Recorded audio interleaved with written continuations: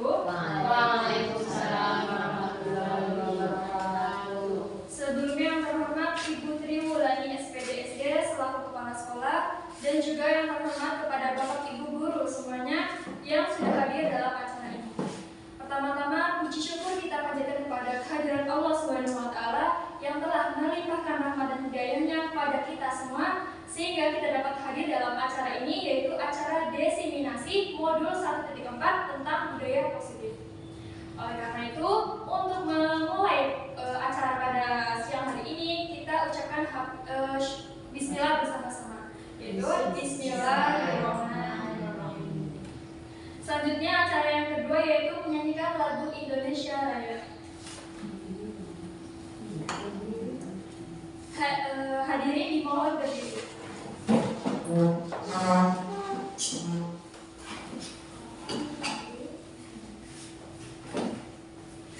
Hiduplah Indonesia Raya. Indonesia tanah airku, tanah tumpah darahku. Di sanalah aku berdiri, jadi pandu ibuku. Indonesia kebangsaanku, bangsa dan tanah airku. Marilah kita berseru, Indonesia bersatu. Hiduplah tanahku, hiduplah negeriku, bangsaku, rakyatku semuanya. Bangunlah jiwanya, bangunlah badannya untuk Indonesia Raya. Indonesia Raya, merdeka, merdeka, tanahku, negeriku yang ku cinta. Indonesia Raya, merdeka, merdeka, hiduplah Indonesia Raya. Indonesia Raya, merdeka, merdeka, tanahku, negeriku yang ku cinta. Indonesia Raya, merdeka, merdeka, hiduplah Indonesia Raya.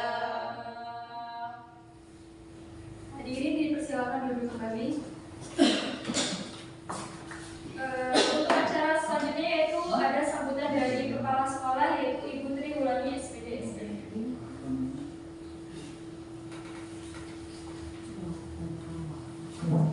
Assalamualaikum warahmatullahi wabarakatuh.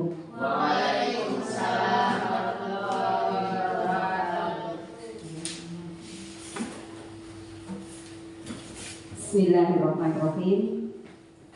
Alhamdulillahirabbil alamin. Wa bihi nasta'inu ala umuri dunya waddin wa ala alihi wa sahbihi ajma'in, amma ba'du. Yang saya hormati Bapak Ibu guru SD Negeri Padang Jaya 04, yang saya hormati wabil khusus Ibu Fatmawati selaku calon guru penggerak wakil dari SD Padang Jaya 04 angkatan 11. Pertama dan utama, tak lupa kita panjatkan puji syukur kehadirat Allah Subhanahu wa taala yang senantiasa melimpahkan rahmat serta hidayahnya kepada kita semua sehingga kita dapat bersilaturahmi bermuajahah di SD Padang Jaya 04 dalam rangka desiminasi modul 1.4 yaitu budaya positif. Salawat serta salam kita sanjungkan kepada junjungan kita Nabi Agung Muhammad Shallallahu Alaihi Wasallam yang selalu kita nantikan syafaatnya di yaumul kiamah. Allahumma amin ya rabbal alamin. Bapak Ibu yang saya hormati, sesuai dengan judul kali ini yaitu diseminasi budaya positif. Nah, perlu diketahui Bapak Ibu, nah ini merupakan program dari CGP. Nah, CGP yaitu Wabil Khusus Bu Fatmawati, ini merupakan motivasi kita untuk selalu berjuang meningkatkan pendidikan, umumnya pendidikan nasional, khususnya pendidikan di SD Padang Jaya 04. Untuk itu saya pertama mengucapkan terima kasih yang sebesar-besarnya kepada beliau Ibu Fatmawati yang akan menyampaikan diseminasinya. Harapan untuk warga SD Padang Jaya 04. Jadi ini merupakan pelajaran yang sangat berguna dan sangat bermanfaat bagi kita semua. Apalagi teman-teman kita yang belum mengikuti CGP, mudah-mudahan di masa yang akan datang atau tahap-tahap selanjutnya ini kami yang dituakan di sini mengharapkan semua guru yang ada di SD Padang Jaya 04 ya harus mengikuti, wajib ya Bapak Ibu, wajib. Jadi tidak hanya Bu Fatmawati, jadi ini langkah awal. Nah, merupakan perintis dari SD Padang Jaya 04. Jadi tinggal Bapak Ibu sekalian, ini mungkin langkah-langkah dari yang paling awal apa yang dilakukan oleh Bu Fatmawati. Tinggal kita pelajari pelajaran yang berharga, yang tidak ada bandingannya, yang kita temukan baru kali ini. Nah, ini Bapak Ibu sudah melihat, mengikuti dan mempelajari dari dari Ibu Bu Fatmawati. Kalau Bu Fatmawati ini dari nol ya, belum ada titik-titik pengalamannya. Nah, tapi beliau sangat memahami dan sangat cermat sehingga bisa mengikuti dengan baik dan bagus. Bapak Ibu yang saya hormati, selanjutnya monggo dilaksanakan dengan penuh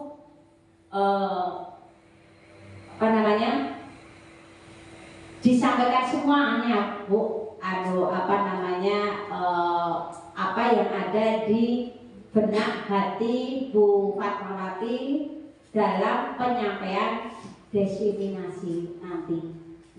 Dan kami berharap Bu Fatmawati jangan ragu-ragu, tetap semangat, semoga lancar dan sukses, dan budaya positif dapat dilaksanakan di SD Padang Jaya 04. Bapak Ibu yang saya hormati, kiranya sambutan dari saya tidak panjang lebar, yang jelas penekanannya adalah monggo Bapak Ibu guru kita ikuti bersama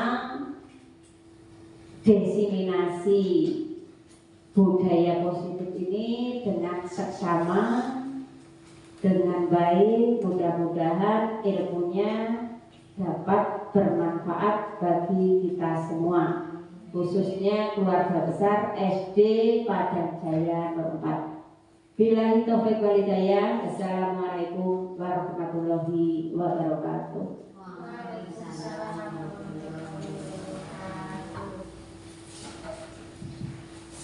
Atas sambutannya saya ucapkan terima kasih. Acara selanjutnya yaitu langsung ke acara inti, yaitu penyampaian materi diseminasi budaya positif oleh Ibu Fatmawati. Ibu Fatmawati, silakan.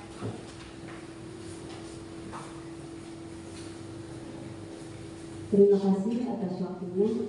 Assalamualaikum warahmatullahi wabarakatuh. Waalaikumsalam warahmatullahi wabarakatuh. Yang terhormat Ibu Kepala Sekolah, Ibu Triwulani SPD, yang kami hormati Bapak Ibu Guru.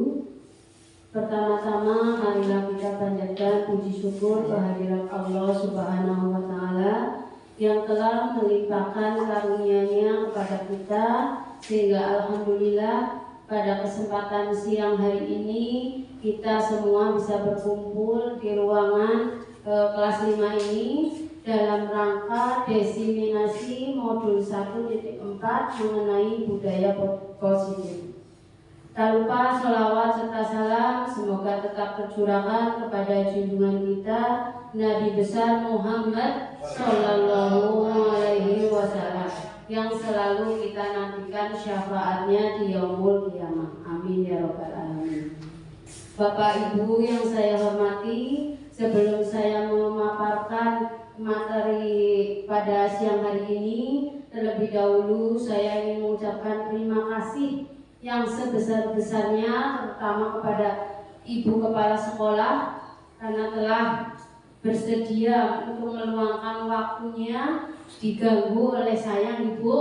Matur nuwun. Juga kepada Bapak Ibu sekalian, saya juga ingin mengucapkan terima kasih karena sudah bersedia meluangkan waktunya untuk mengikuti kegiatan saya, yaitu melaksanakan diseminasi modul 1.4 mengenai budaya. Baik Bapak Ibu, langsung saja kita akan masuk ke materi. Pada hari ini saya akan menyampaikan beberapa konsep yang dapat menciptakan budaya positif di lingkungan sekolah kita. Yang pertama yaitu disiplin positif dan nilai-nilai kebajikan universal. Yang kedua, teori motivasi, hukuman, dan penghargaan. Yang ketiga, keyakinan kelas. Yang keempat, kebutuhan dasar manusia. Yang kelima, 5 posisi kontrol. Dan yang terakhir yaitu segitiga restitusi. Dan sebelum saya mulai pemaparan, terlebih dahulu ada pertanyaan untuk Bapak Ibu, monggo untuk dijawab. Lanjut. Pertanyaannya adalah setuju atau tidak setujukah Anda? Yang pertama, apakah pemberian hukuman dapat mendisiplinkan siswa? Setuju boten Bapak Ibu?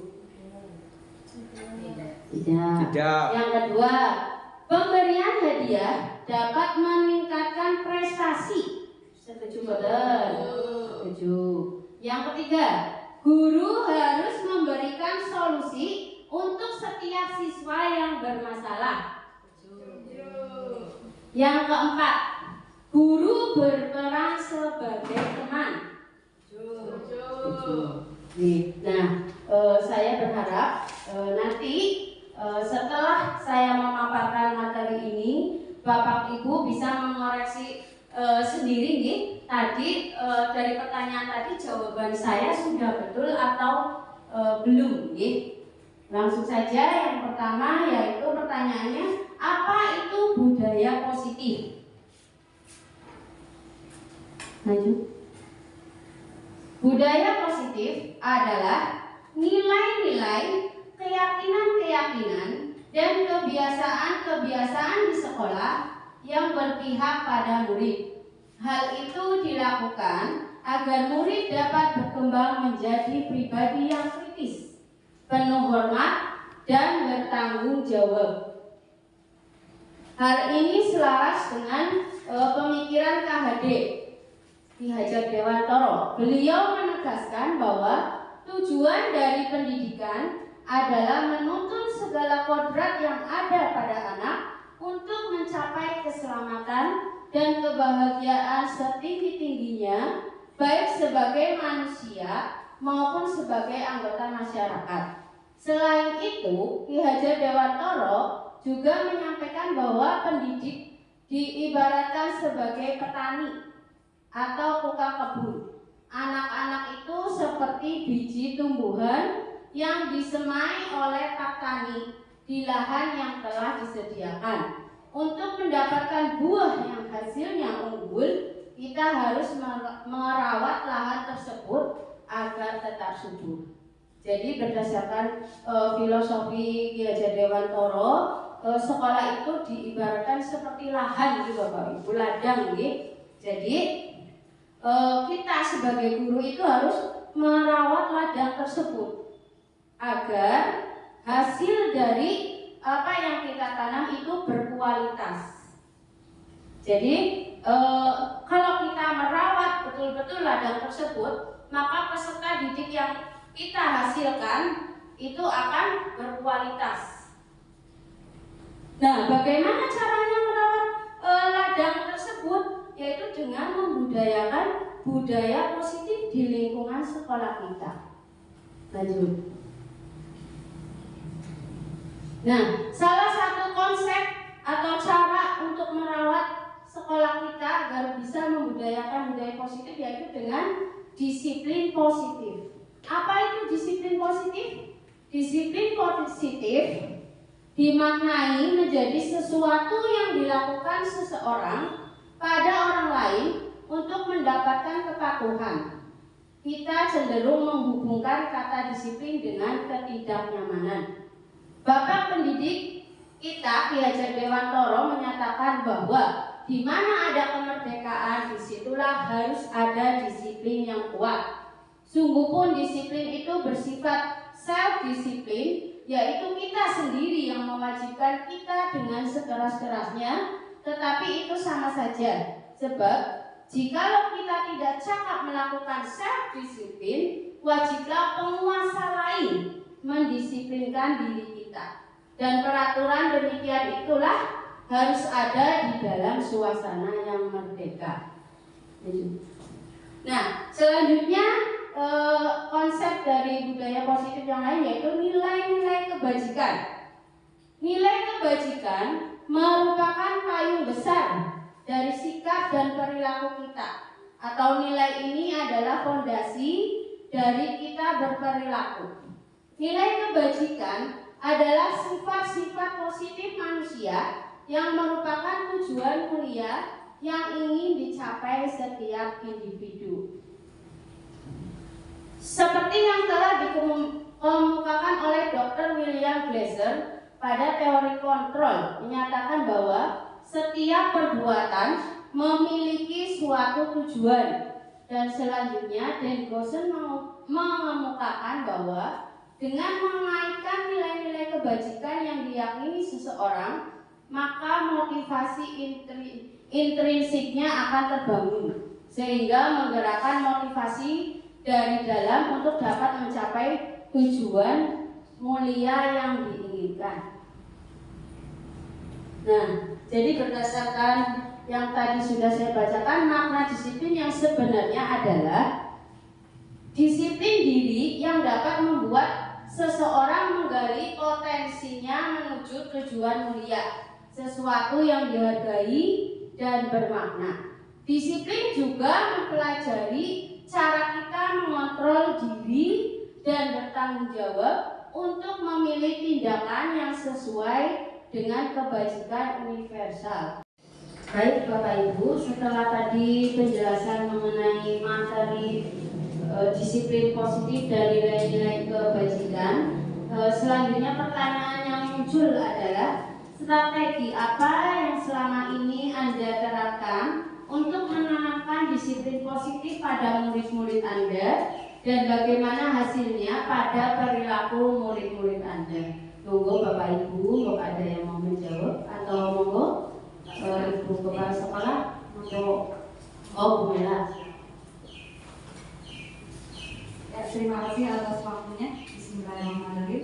Untuk menjawab pertanyaan dari strategi apa yang selama ini Anda terapkan untuk menanamkan disiplin positif pada murid-murid Anda, bagaimana hasilnya pada perilaku murid-murid Anda?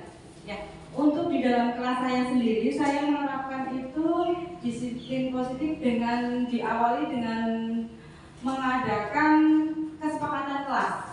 Di sana sebelum kita menginjak pada pembelajaran di awal semester 1, kita itu membuat kesepakatan kelas, dan kesepakatan kelas itu nanti kita jadikan sebagai komitmen bagi anak-anak untuk melaksanakan pembelajaran yang asik, kreatif, dan menyenangkan di sana.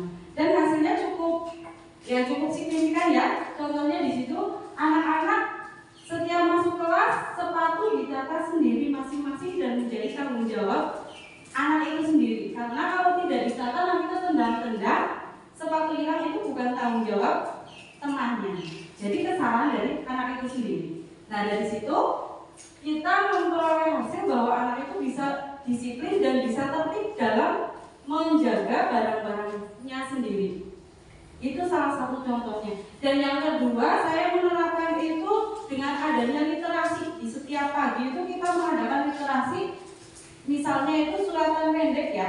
Di situ anak wajib ikut dan melaksanakan literasi secara berkala dan berkelanjutan. Di setiap hari apabila anak sudah menguasai satu surat, besok lagi ditambah lagi. Nah, di situ sangat positif hasilnya, anak itu bisa konsentrasi, bisa mendengarkan teman, kayak gitu. Demikian dari saya untuk penerapan disiplin positif untuk anak didik saya. Terima kasih. Terima kasih kepada Ibu Mela yang telah menyampaikan jawabannya. Ini sudah sangat bagus, dan mudah-mudahan untuk kelas lain yang belum menerapkan seperti Bu Mela untuk mengikutinya, karena ini adalah contoh yang baik. Ini Bapak Ibu, mungkin dari yang lain ada yang mau menambahkan? Ibu mau Pak? Oh, sudah cukup. Dilanjut. Konsep yang selanjutnya yaitu teori motivasi, hukuman, dan penghargaan. Dan nanti ini yang akan menjawab pertanyaan yang tadi di depan nih Bapak Ibu. 3 motivasi perilaku manusia. Diem Gosen dalam bukunya Restoring School Discipline menyatakan ada 3 motivasi perilaku manusia. Yang pertama yaitu untuk menghindari ketidaknyamanan atau hukuman. Yang kedua, untuk mendapatkan imbalan atau penghargaan dari orang lain. Yang ketiga, selanjutnya yang ketiga yaitu untuk menjadi orang yang mereka inginkan dan menghargai diri sendiri dengan nilai-nilai yang mereka percaya. Pertanyaan reflektif. Iva kurang menguasai pelajaran matematika, sehingga pada saat pelajaran tersebut berlangsung dia lebih banyak berdiam diri atau menggambar di buku pelajarannya. Pada saat guru matematikanya Pak Seno menanyakan pertanyaan, Iva menjadi gugup dan tak sengaja menjatuhkan tasnya dari kursi serta tiba-tiba menjadi gagap pada saat berupaya menjawab. Seluruh kelas pun tertawa melihat perilaku Iva yang bicara tergagap dan terkejut tersebut. Pak Seno pada saat itu membiarkan teman-teman Iva menertawakan Iva yang tergagap dan malu luar biasa, dan malahan minta Iva untuk maju ke depan dan berdiri di depan kelas sambil menunjuk hidungnya karena tidak bisa menjawab pertanyaan Pak Seno. Kelas makin gaduh dan anak-anak pun tertawa melihat Iva di depan kelas memegang ujung hidungnya. Jawablah kedua pertanyaan ini dan berilah minimal 2 tanggapan terhadap jawaban rekan Anda. Apakah Anda setuju dengan tindakan Pak Seno terhadap Iva? Tidak. Tidak. Mengapa? Karena membuat hati Iva sangat sakit, terus tertanam selama-lamanya. Bagus, terima kasih. Kemudian pertanyaan yang kedua yaitu menurut Anda tindakan Pak Seno terhadap Iva adalah sebuah hukuman atau konsekuensi? Hukuman. Ye, lanjut. Nah, ini adalah perbedaan antara hukuman dan konsekuensi serta restitusi. Hukuman.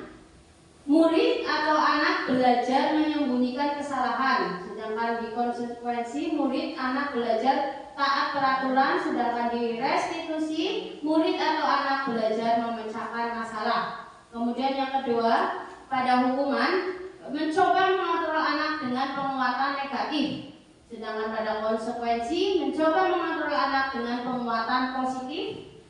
Dan pada restitusi anak paham bahwa dirinya sendiri yang pegang kendali kontrol. Nah, dampak dari hukuman yaitu murid akan marah, merasa bersalah, rendah diri, dan mengasingkan diri. Sedangkan dampak dari konsekuensi yaitu anak kehilangan hak, waktu jeda seorang diri, dan penahanan. Sedangkan pada restitusi dampaknya yaitu anak tidak kehilangan waktu, namun bersemangat untuk memperbaiki diri. Jadi sebenarnya perbedaan antara hukuman dan konsekuensi itu, kalau hukuman itu biasanya pemberian hukuman itu secara langsung atau dari satu pihak nih. Dan misalkan ada yang melanggar peraturan, terus gurunya langsung memberikan hukuman dan anak tersebut tidak tahu hukuman apa yang diberikan. Sedangkan pada konsekuensi itu berarti anak sudah tahu kalau saya melanggar peraturan ini apa yang akan saya terima. Itu perbedaan antara hukuman dan konsekuensi. Lanjut. Nah, sekarang penghargaan. Penghargaan adalah sesuatu yang diberikan kepada seseorang, organisasi atau kelompok jika mereka melakukan sesuatu keunggulan di bidang tertentu. Lanjut. Pengaruh jangka pendek dan jangka panjang dari penghargaan. Yang pertama, penghargaan efektif jika kita menginginkan seseorang melakukan sesuatu yang kita inginkan dalam jangka waktu pendek. Jadi untuk penghargaan tidak bisa dilakukan untuk jangka waktu yang panjang. Yang kedua, jika kita menggunakan penghargaan lagi dan lagi, maka orang tersebut akan bergantung pada penghargaan yang diberikan serta kehilangan motivasi dari dalam. Jadi kalau anak selalu diberi penghargaan, jadi dia itu melakukan sesuatu itu karena adanya penghargaan tersebut. Kalau tidak diberi penghargaan, dia tidak akan mau. Seperti itu. Kemudian yang ketiga, jika kita mendapatkan penghargaan untuk melakukan sesuatu yang baik, maka selain kita senantiasa berharap mendapatkan penghargaan tersebut lagi, kita pun menjadi tidak menyadari tindakan baik yang kita lakukan. Itu tadi kalau kita selalu memberi penghargaan. Yang selanjutnya yaitu motivasi dari dalam diri atau intrinsik. Nah, inilah yang diharapkan Bapak Ibu. Jadi kita berharap anak didik kita itu melakukan segala sesuatu itu berasal dari diri sendiri, bukan karena paksaan, kalau bukan karena ada hukuman atau ada penghargaan. Nah, motivasi dari diri inilah yang ingin kita munculkan dari anak nih Bapak Ibu. Lanjut. Kemudian yang terakhir yaitu restitusi. Apa sih itu restitusi nih? Nah, restitusi adalah proses menciptakan kondisi bagi murid untuk memperbaiki kesalahan mereka, sehingga mereka bisa kembali pada kelompok mereka dengan karakter yang kuat. Restitusi juga adalah proses kolaboratif yang mengajarkan murid untuk mencari solusi untuk masalah dan membantu murid berpikir tentang orang seperti apa yang mereka inginkan dan bagaimana mereka harus memperlakukan orang lain. Ini jawaban dari pertanyaan yang tadi Bapak Ibu. Jadi guru itu tidak harus selalu menyelesaikan masalah yang dihadapi oleh siswa. Jadi siswa itu sendiri kita tuntun supaya dia itu dapat memecahkan masalah yang mereka hadapi. Ini adalah menurut restitusi, penegakan peraturan melalui restitusi. Nah, ciri restitusi yang membedakannya dengan program disiplin lainnya. Yang pertama, restitusi bukan untuk menebus kesalahan, namun untuk belajar dari kesalahan. Yang selanjutnya, restitusi itu memperbaiki hubungan. Restitusi adalah tawaran, bukan paksaan. Restitusi menuntun anak untuk melihat ke dalam diri. Restitusi mencari kebutuhan dasar yang mendasari tindakan. Restitusi diri adalah cara yang paling baik karena dalam restitusi diri murid belajar untuk mengubah kebiasaan dari kecenderungan untuk mengomentari orang lain menjadi mengomentari diri sendiri. Restitusi fokus pada karakter, bukan tindakan. Restitusi menguatkan.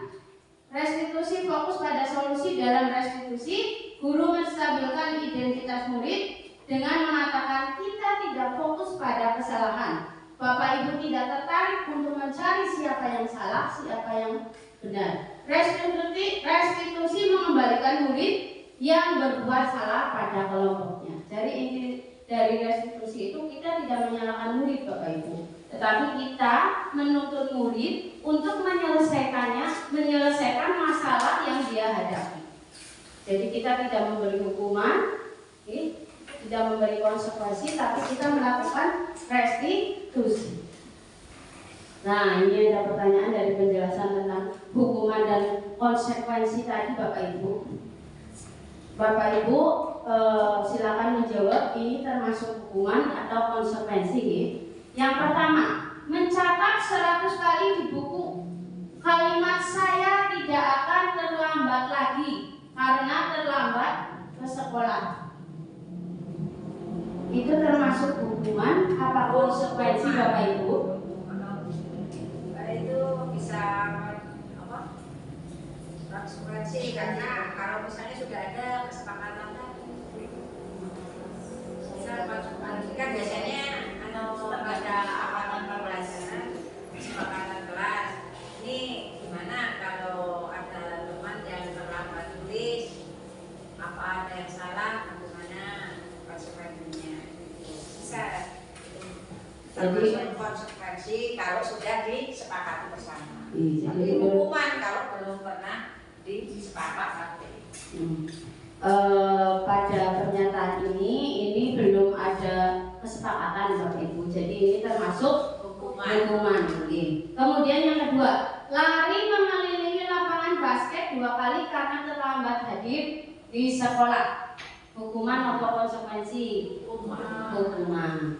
Kemudian yang ketiga, membersihkan coretan yang dibuatnya di meja tulis.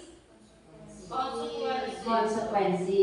Yang keempat, murid diminta untuk push up 15 kali karena tidak menggunakan masker ke sekolah. Hukuman.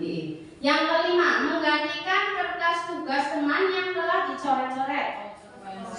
Konsekuensi. Lanjut.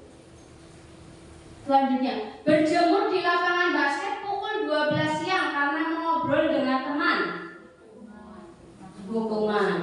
Yang ketujuh, murid diminta bertelanjang kaki sepanjang hari karena tidak menggunakan sepatu warna hitam sesuai peraturan sekolah. Hukuman. Lanjut, berdiri di depan kelas sambil mengangkat satu kaki karena tidak bisa menjawab pertanyaan. Hukuman. Membersihkan tumpahan air di meja tulis karena tersenggol pada saat belajar. Konsekuensi. Kehilangan 10 menit jam istirahat untuk mengerjakan tugas karena terlambat datang dan tertinggal pelajaran selama 10 menit. Konsekuensi. Duduk di bangku di pinggir lapangan pada jam istirahat, tidak diizinkan bermain oleh guru piket karena mencederai teman saat bermain di lapangan. Napa niki Bapak Ibu?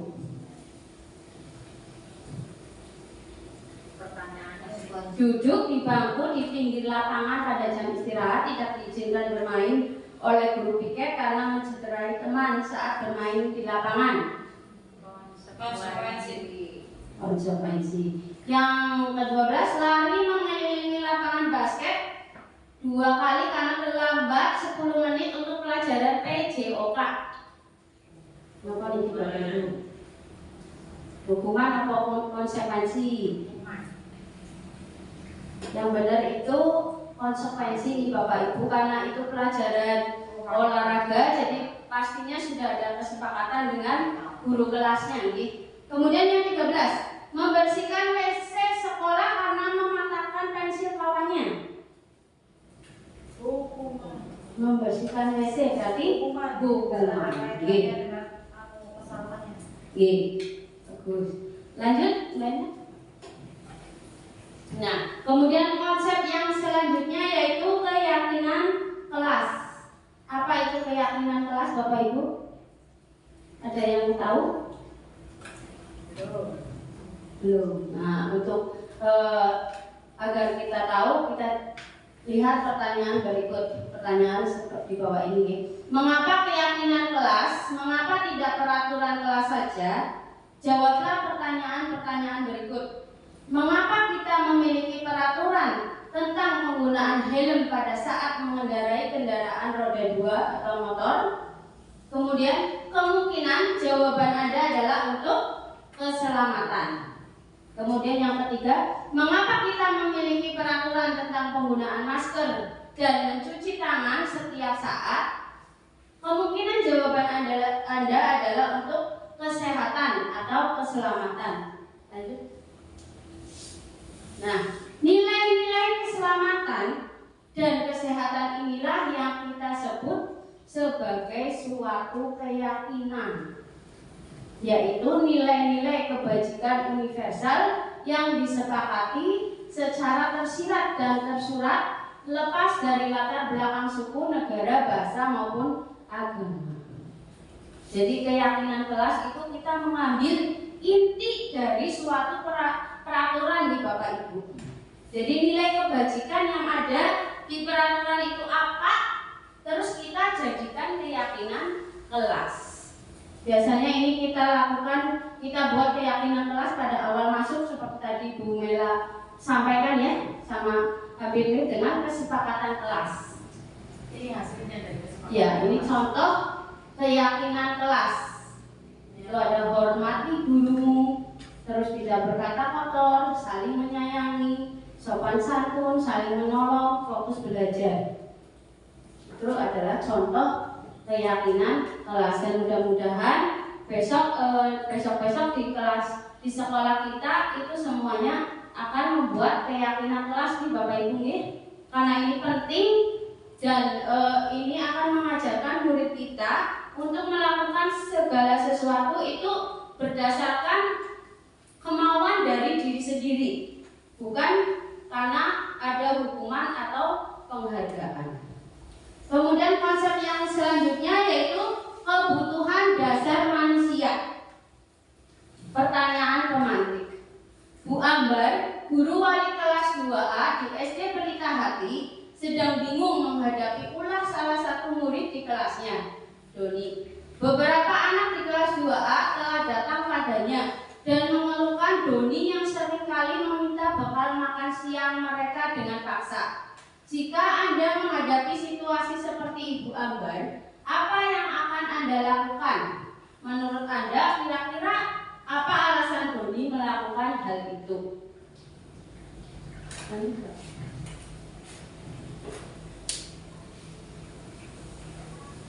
Alternatif jawaban. Menghadapi persoalan tersebut, yang dapat dilakukan guru adalah bertemu dengan anak secara individu. Jadi anaknya dipanggil nih Bapak Ibu.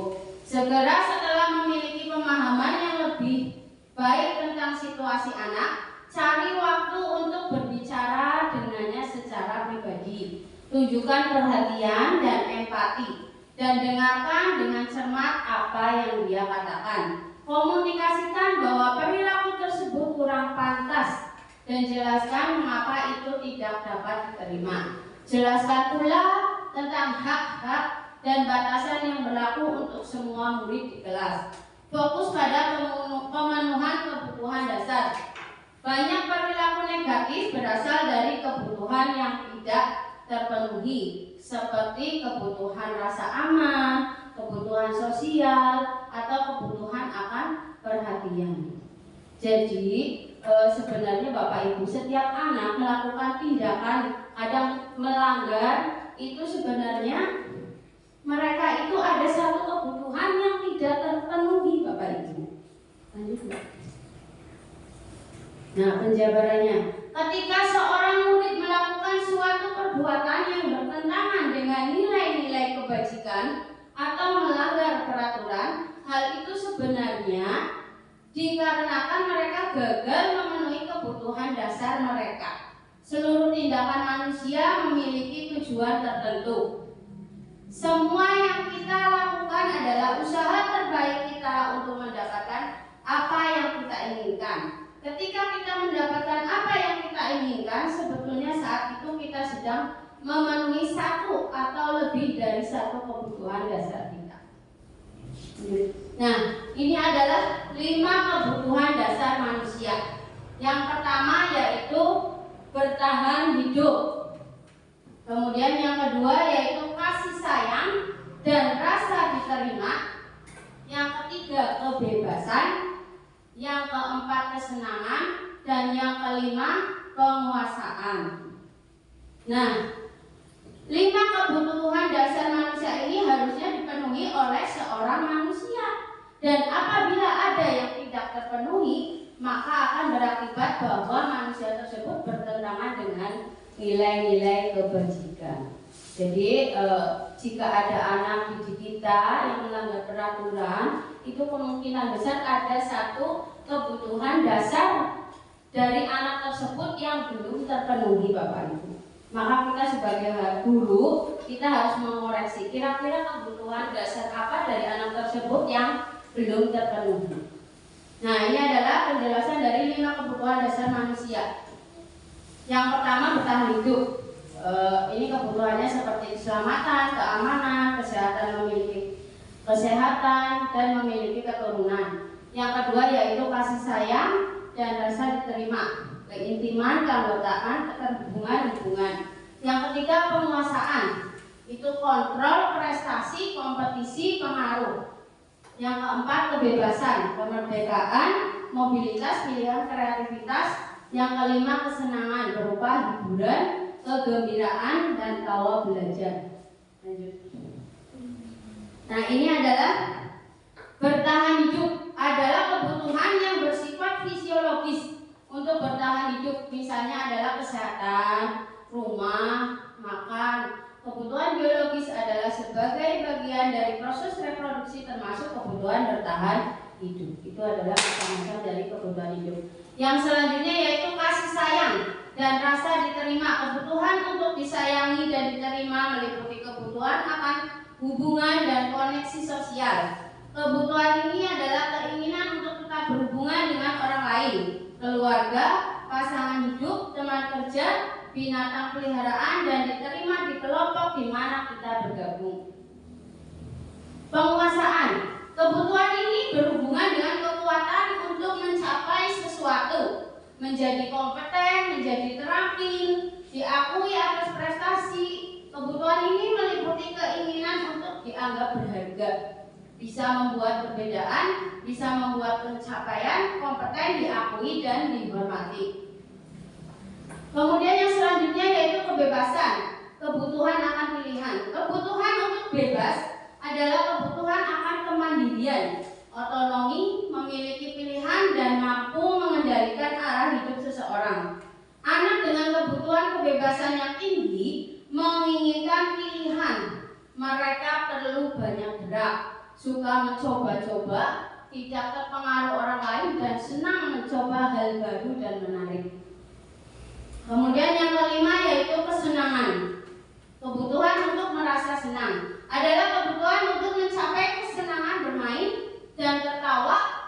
Anak-anak dengan kebutuhan dasar kesenangan yang tinggi biasanya ingin menikmati apa yang dia lakukan. Gleiser menyatakan bahwa kapasitas untuk berubah adalah ada pada diri kita sendiri. Jika kita dapat mengidentifikasi kebutuhan apa yang mendorong perilaku kita, maka perubahan positif dapat kita mulai dengan mencari solusi untuk memenuhi kebutuhan tertentu dengan cara yang positif. Nah, ini adalah contoh kasus nih Bapak Ibu tentang tadi 5 kebutuhan dasar manusia. Bimo, seorang anak TK B, selalu berlari keluar kelas menuju jalan raya di depan sekolahnya yang ramai dengan kendaraan. Tingkahnya membuat guru Bu Ani bingung dan sering lari mengejarnya. Ada beberapa kemungkinan jawaban yang diberikan Bimo. Identifikasi kebutuhan yang ingin dipenuhi Bimo. Jika respon Bimo seperti kolom sebelah kiri. Yang pertama, aku senang main kejar-kejaran dengan ibu guru, seru. Nah, menurut Bapak Ibu, ini kebutuhan apa yang belum terpenuhi oleh Bimo kalau Bimo menjawab seperti itu. Jadi kan ada 5 kebutuhan dasar nih Bapak Ibu. Bertahan hidup, kesenangan, kasih sayang, kebebasan, penguasaan. Kalau untuk jawaban nomor 1, aku senang main kejar-kejaran dengan ibu guru. Itu menurut Bapak Ibu kebutuhan dasar apa dari Bimo yang belum terpenuhi? Kasih sayang. Tunggu. Apa lagi Bapak Ibu?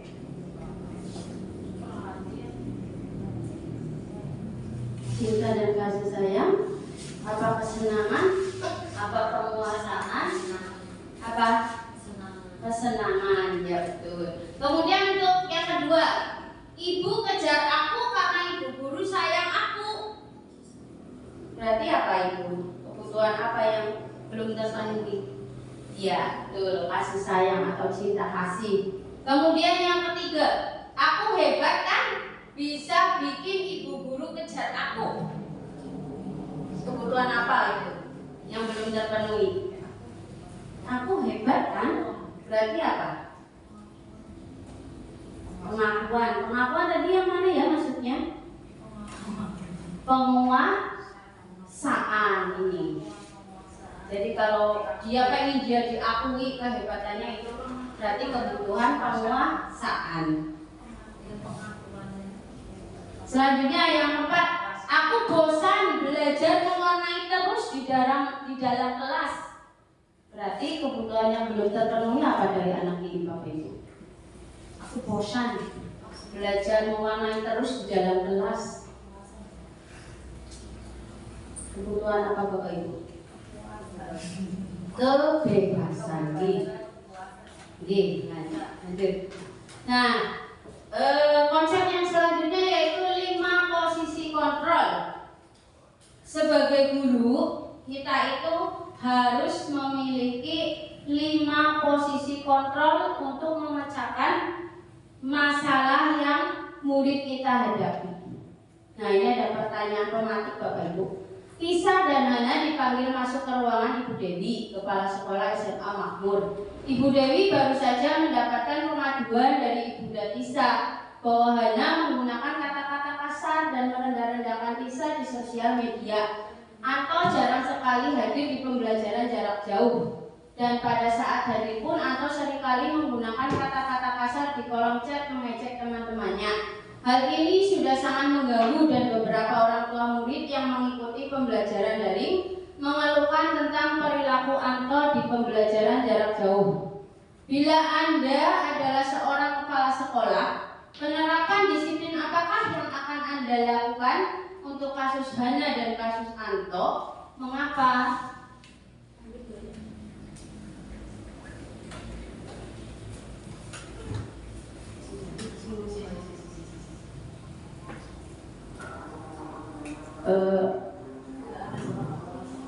Ini monggo dijawab Bapak Ibu.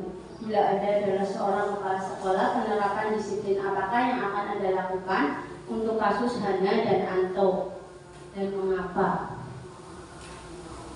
Monggo, ada yang mau menjawab?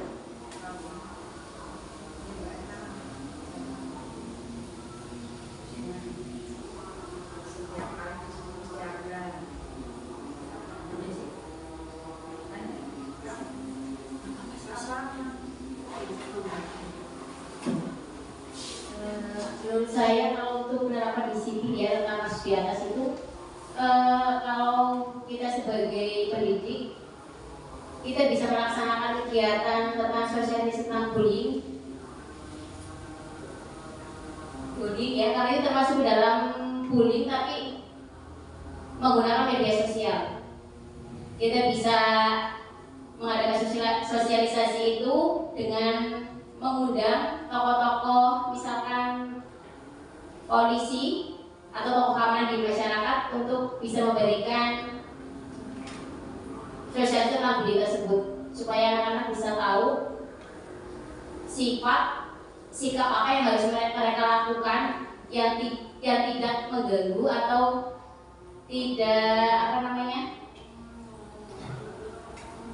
tidak mengganggu temannya.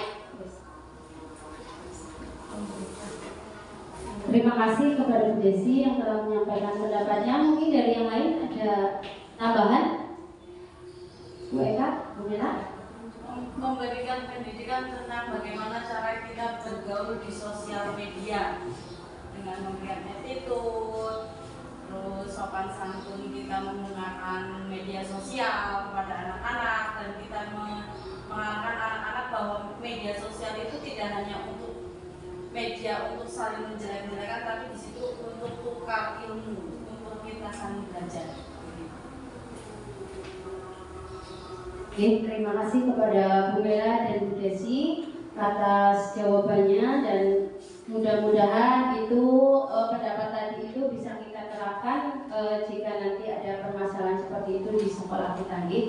Lanjut.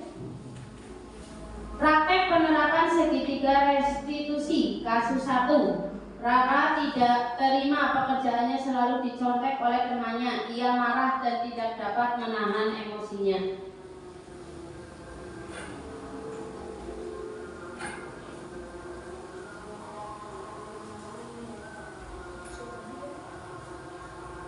Nah, ini adalah contoh praktek restitusi nih Bapak Ibu. Jadi itu adalah salah satu cara kita untuk menyelesaikan masalah yang anak didik kita hadapi. Jadi kita itu tidak memberi hukuman atau konsekuensi, tapi kita menuntun anak bagaimana cara anak tersebut menyelesaikan masalahnya sendiri. Jadi kita tidak memberitahu caranya harus seperti ini, tapi anak dituntun supaya dia yang menyelesaikan masalahnya sendiri. Lanjut Mbak. Lanjut.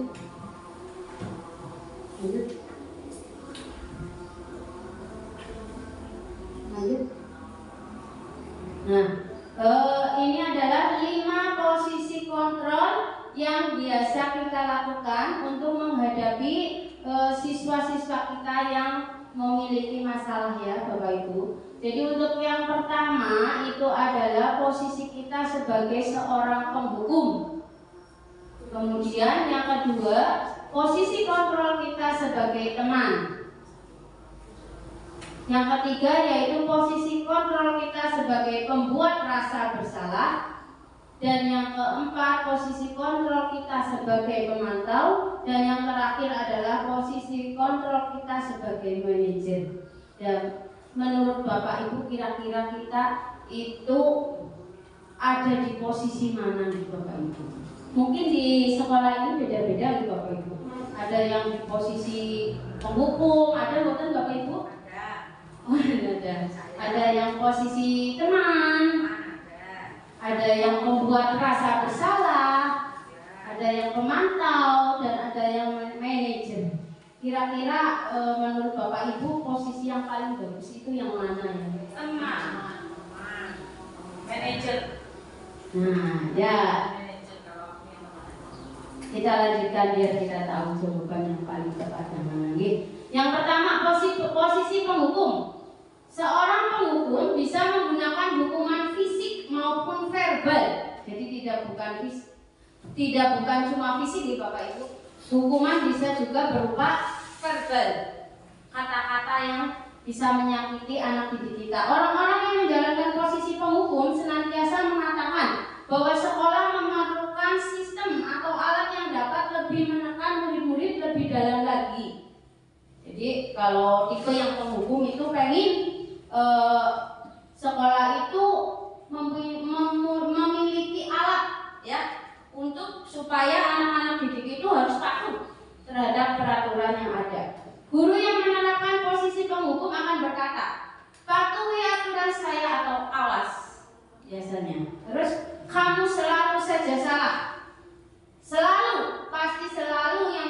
akhir selesai. Guru seperti ini senantiasa percaya hanya ada satu cara agar pembelajaran bisa berhasil, yaitu dengan cara menghukum. Nah, kemudian yang selanjutnya yaitu ciri-ciri dan dampak penghukum. Itu nadanya tinggi biasanya Bapak Ibu, bahasa tubuh, mata melotot, dan jari menunjuk-menunjuk. Itu ciri-ciri posisi penghukum. Hasilnya apa Bapak Ibu? Hasil dari kita bersikap sebagai posisi penghukum, hasilnya apa sih? Kemungkinan murid itu akan marah dan mendendam atau bersifat agresif. Bisa jadi sesudah kembali duduk, murid tersebut akan mencoret-coret bukunya atau meja tulisnya. Lebih buruk lagi, sepulang sekolah murid melihat motor atau mobil Bapak Ibu guru dan akan menggores kendaraan tersebut dengan paku. Pernah tidak Bapak Ibu melihat anak yang seperti ini? Kalau di sini belum ada ya. Alhamdulillah kalau belum ada nih Bapak Ibu. Belum ada kalau anak yang sampai merusak. Yang takut di SD lain banyak. Berarti itu kemungkinan karena tadi gurunya itu memiliki posisi kontrol sebagai penghukum. Lanjut. Kemudian posisi yang kedua yaitu posisi pembuat merasa bersalah. Pada posisi ini biasanya guru akan bersuara lebih lembut. Pembuat rasa bersalah akan menggunakan keheningan yang membuat orang lain merasa tidak nyaman, bersalah atau rendah diri. Kata-kata yang biasa diucapkan oleh posisi pembuat merasa bersalah adalah, ibu sangat kecewa sekali dengan kamu. Pernah tidak Bapak Ibu berkata seperti itu? Berarti Bapak Ibu ada di posisi pembuat merasa bersalah. Berapa kali Bapak Ibu harus memberitahu kamu ya? Sering Bapak Ibu. Kemudian gimana coba kalau orang tua kamu tahu kamu berbuat begini? Sering. Berarti Bapak Ibu ada di posisi ini. Nah, di posisi ini murid akan memiliki penilaian diri yang buruk tentang diri mereka. Murid merasa tidak berharga dan telah mengecewakan orang-orang yang disayanginya. Itu tadi akibat dari kalau kita berada di posisi pembuat merasa bersalah. Jadi murid merasa tidak berharga Bapak Ibu. Aduh, saya sudah melakukan kesalahan seperti itu. Saya sudah mengecewakan orang-orang yang saya sayangi. Nah, ciri-ciri dari dampak posisi kontrol pembuat merasa bersalah adalah nada suara memelas, halus, sedih, bahasa tubuh merapat pada anak, lesu. Contoh kasus, adik kamu ini bagaimana ya? Kamu sudah berjanji dengan ibu tidak akan terlambat lagi. Kamu kenapa ya senang sekali mengecewakan ibu? Ibu benar-benar kecewa sekali. Bagaimana perasaan murid ibu bila ditegur seperti itu? Nah, hasil dari posisi kontrol pembuat merasa bersalah adalah murid akan merasa bersalah. Bersalah telah mengecewakan ibu atau bapak gurunya. Murid akan merasa menjadi orang yang gagal dan tidak sanggup membahagiakan orang lain. Kadangkala sikap seperti ini lebih berbahaya dari sikap penghukum karena emosi akan tertanam rapat di dalam murid, menahan perasaan. Tidak seperti murid dengan guru penghukum, di mana murid-murid bisa menumpahkan amarahnya walaupun dengan cara negatif. Murid tertekan seperti inilah yang tiba-tiba bisa meletus amarahnya dan bisa menyakiti diri sendiri atau orang lain. Nah, itu tadi akibatnya Bapak Ibu. Makanya mulai dari sekarang kalau bisa kita jangan berada di posisi kontrol pembuat merasa bersalah Bapak Ibu, karena dampaknya cukup tidak bagus lagi Bapak Ibu untuk anak didik kita ke depan. Kemudian yang selanjutnya posisi kontrol teman. Guru pada posisi ini tidak akan menyakiti murid, namun akan tetap berupaya mengontrol murid melalui persuasi. Posisi teman pada guru bisa negatif ataupun positif. Positif di sini berupa hubungan baik yang terjalin antara guru dan murid. Guru di posisi teman menggunakan hubungan baik dan humor untuk mempengaruhi seseorang. Mereka akan berkata, ayo bantulah demi Bapak ya. Dan kayak seperti ini Bapak Ibu. Terus, ayo ingat tidak bantuan Bapak selama ini. Terus, ya sudah kali ini tidak apa-apa, nanti Ibu bantu bereskan. Hal negatif dari posisi teman adalah bila suatu saat guru tersebut tidak membantu, maka murid akan kecewa dan berkata, saya pikir Bapak Ibu teman saya. Murid merasa dikecewakan dan tidak mau lagi berusaha. Hal lain yang mungkin timbul adalah murid hanya bertindak untuk guru tertentu dan tidak untuk guru lainnya. Murid akan tergantung pada guru tersebut. Jadi kalau kita berada di posisi kontrol ini, maka murid yang kita anggap teman itu akan tergantung kepada kita saja. Mereka tidak akan menurut dengan guru yang lain. Seperti itu. Lanjut. Ciri-ciri dan dampak.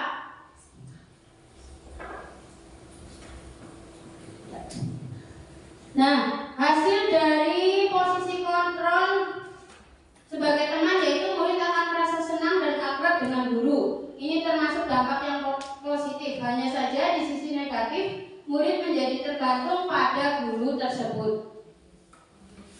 Kemudian posisi kontrol pemantau. Memantau berarti mengawasi. Pada saat kita mengawasi, kita bertanggung jawab atas perilaku orang-orang yang kita awasi. Posisi pemantau berdasarkan pada peraturan-peraturan dan konsekuensi. Pertanyaan yang diajukan seorang pemantau, peraturannya apa? Misalnya apa yang telah kamu lakukan dan sanksi apa atau konsekuensi apa? Lanjut. Nah, hasil dari atau dampak dari posisi kontrol sebagai pemantau adalah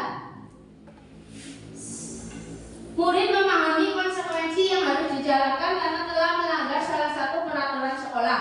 Guru tidak menunjukkan suatu emosi yang berlebihan, menjadi marah atau membuat merasa berbuat salah. Murid tetap dibuat tidak nyaman, yaitu dengan harus tinggal kelas pada waktu jam istirahat dan mengerjakan tugas. Guru tetap harus memantau murid pada saat mengerjakan tugas di jam istirahat karena murid tidak bisa ditinggal seorang diri. Dan posisi kontrol yang terakhir yaitu posisi kontrol manajer adalah posisi di mana guru berbuat sesuatu bersama dengan murid, mempersilahkan murid mempertanggungjawabkan perilakunya, mendukung murid agar dapat menemukan solusi atas permasalahannya sendiri. Seorang manajer telah memiliki keterampilan di posisi teman maupun pemantau. Contoh kasus, guru. Adi, apakah kamu mengetahui jam berapa sekolah dimulai? Adi, tahu Pak, jam 7. Ya, jadi kamu terlambat, kira-kira bagaimana kamu akan memperbaiki masalah ini? Saya bisa menanyakan teman saya Pak untuk mengajar tugas yang tertinggal. Baik, itu bisa dilakukan. Apakah besok akan ada masalah untuk kamu agar bisa hadir tepat waktu ke sekolah? Adi, tidak Pak, saya bisa hadir tepat waktu. Baik, saya hargai usahamu untuk memperbaiki diri. Bagaimana perasaan murid diperlakukan seperti itu? Nah, dari kelima posisi kontrol yang tadi saya bacakan, menurut Bapak Ibu posisi kontrol apa yang paling baik untuk menyelesaikan suatu masalah yang dihadapi anak? Posisi kontrol apa Bapak Ibu? Manajer. Di posisi manajer ini jadi anak yang berusaha mencari solusi dari permasalahan yang dia hadapi. Lanjut. Sudah.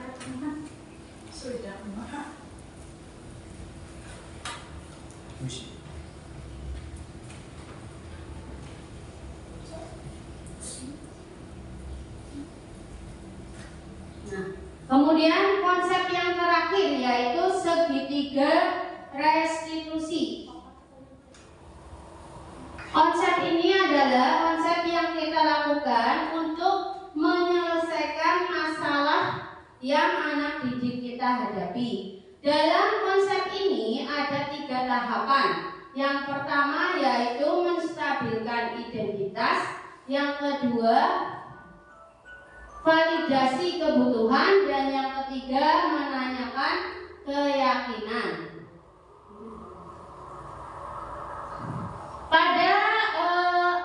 Pada langkah menstabilkan identitas, bagian dasar dari segitiga bertujuan untuk mengubah identitas anak dari orang yang gagal karena melakukan kesalahan menjadi orang yang sukses.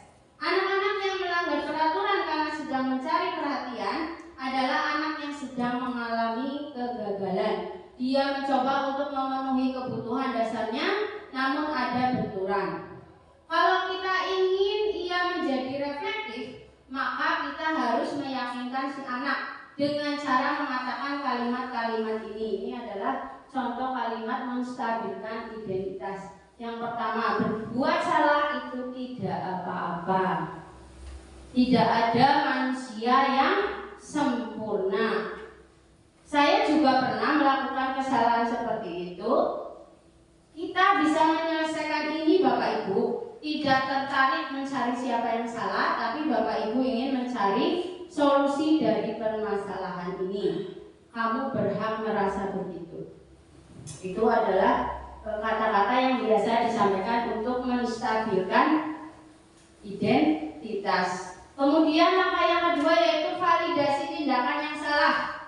Bagian dasar dari segitiga bertujuan. Lanjut. Kemudian yang ketiga yaitu menanyakan keyakinan. Teori kontrol menyatakan bahwa kita pada dasarnya termotivasi secara internal ketika identitas sukses telah tercapai dan tingkah laku yang salah telah divalidasi. Maka anak akan siap untuk dihubungkan dengan nilai-nilai yang dia percaya dan berpindah menjadi orang yang dia inginkan. Pertanyaan-pertanyaan di bawah ini menghubungkan keyakinan anak dengan keyakinan kelas atau keluarga.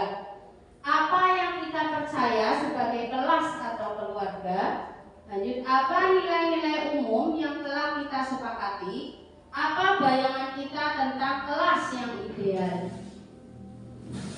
Lanjut. Nah, demikian tadi pemaparan dari saya dan slide pertama. Yang tadi pertanyaan.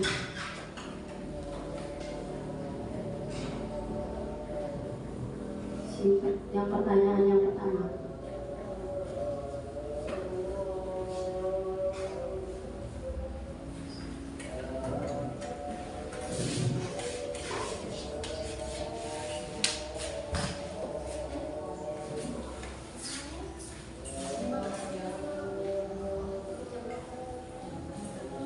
Baik Bapak Ibu, itu tadi adalah pemaparan dari modul 1.4 yang telah saya paparkan kepada Bapak Ibu, dan dari hasil pemaparan saya tadi mudah-mudahan kita bisa menjawab dari pertanyaan yang pertama tadi Bapak Ibu. Jadi menurut Bapak Ibu sekarang setelah mendengarkan apa yang tadi saya paparkan, pertanyaan satu masih tetap jawabannya atau berbeda nih Bapak Ibu? Yang pertama, apakah pemberian hukuman dapat mendisiplinkan siswa? Tidak. Pemberian hadiah dapat meningkatkan prestasi? Tidak. Guru harus memberikan solusi untuk setiap siswa yang bermasalah? Tidak. Yang keempat, guru berperan sebagai teman? Tidak. Alhamdulillah. Berarti apa yang telah tadi saya sampaikan berarti apa yang telah tadi sampaikan ada manfaatnya nih Bapak Ibu. Mudah-mudahan kita bisa menerapkan apa yang ada di modul ini di sekolahan kita, sehingga sekolahan kita itu bisa menjadi sekolahan yang memiliki budaya positif dan dapat menghasilkan putra-putri yang memiliki SDM yang berkualitas. Amin ya rabbal alamin. Demikian pemaparan dari saya, kurang dan lebihnya mohon maaf. Akhir kata wabillahi taufiq wal hidayah. Wassalamualaikum warahmatullahi wabarakatuh. Waalaikumsalam warahmatullahi wabarakatuh. Terima kasih. pemaparan materinya